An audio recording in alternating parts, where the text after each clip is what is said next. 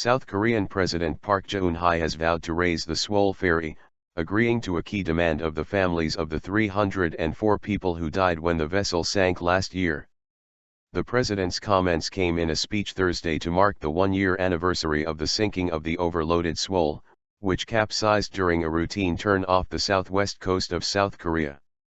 The boat, which was carrying mostly high school students, remains submerged upside down in the same location where it sank, a reminder of one of the country's worst maritime disasters.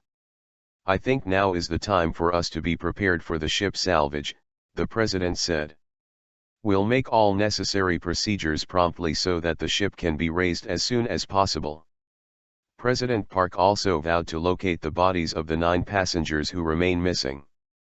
Earlier Thursday, during a visit to a memorial site, many victims' family members had refused to meet with the president until she agreed to raise the ship. The government has faced steady pressure to extract the 6,825-ton ferry from the sea floor to help bring closure to the victims and determine the exact cause of the accident. South Korean lawmakers on Thursday passed a resolution, by a vote of 161 to 2, calling for the government to raise the Seoul.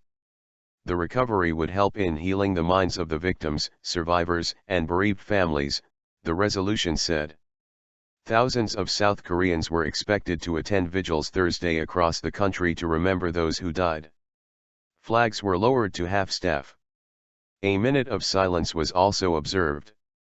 "It is a shame and it breaks my heart that no one wants to take responsibility, even though 1 year has passed since the Seoul ferry disaster," said Kim Hee-yeon, who was visiting a makeshift memorial in Seoul. The government has acknowledged that corruption and lax safety standards contributed to the tragedy. But it had been reluctant to raise the ship, saying such an operation would take months and cost hundreds of millions of dollars. South Korean courts have already given jail sentences to the head of the company that operated the ferry. The Kongheejin Marine CEO was found guilty of negligence for allowing the Seoul to be overloaded and improperly stored with cargo. The Seoul's captain and 15 other crew were also received from 5 to 36 years in prison for abandoning the vessel.